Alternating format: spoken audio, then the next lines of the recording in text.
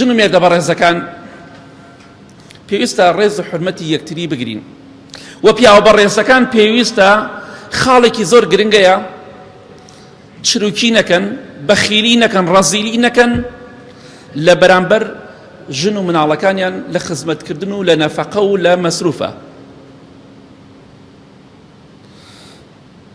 پێغەمبەری خوا صلی الله عليه وسلم لە حەدیثێکی صحیح مسلم داهاتۆ دەفەرمێ کەفا بالمرء إثما أن يحبس عمن يملك قوته.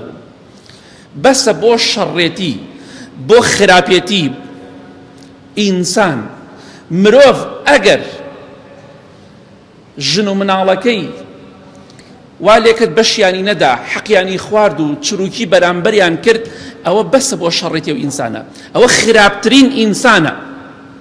مرۆڤێکی زۆر خراپە ئەگەر یەک سیفەتی تری دیان نەبێ خراپە، مادەم چروکە بەرامبەر ژن و مناڵەکانی بەسە بۆ خراپی و ئینسانە. پێت خۆشە تۆ خراپترین ئینسان بی لای پێغەمبەری خوا صلی الله عليه وسلم؟ والله ئەوەی چروک و دەست و قاوە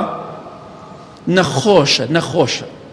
مرۆڤی بەخیل ئینسانێکی نەخۆشە و ئینسانێکی کەم عەقڵە. ئەگەر عەقڵی هەبێ ئەبێ بیر بکاتەوە باشە من کەسابەت بۆ چی ئەەکەم؟ بۆ ژن و مناڵەکەی خۆم یا بۆ دراوسێکان؟ باشە بیرێ بکاتەوە من بۆچی ئەم ماڵە کۆ دەکەمەوە؟ بۆ ئەوە نییە خۆشبەخت بین؟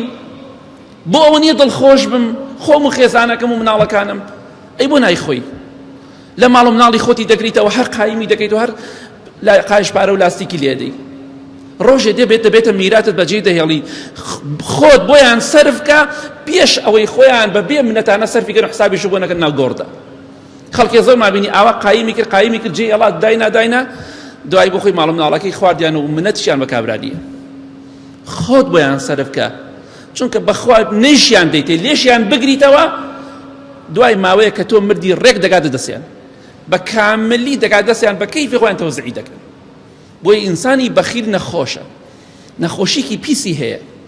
بۆی پێغەمبەری خوای فەرموو صلی الله عليه وسلم بۆ دەردێک هەیە لە ڕەزیلی و چروکی پیستر و خراپتر بێ؟ نییە. بۆی ئاگاتان لە ماڵ و مناڵەکانتان بێت، بەخیلی مەکەن لە مەسروفی ئەواندا، ئەوەی کە تواناتان هەیە خزمەتیان کەن.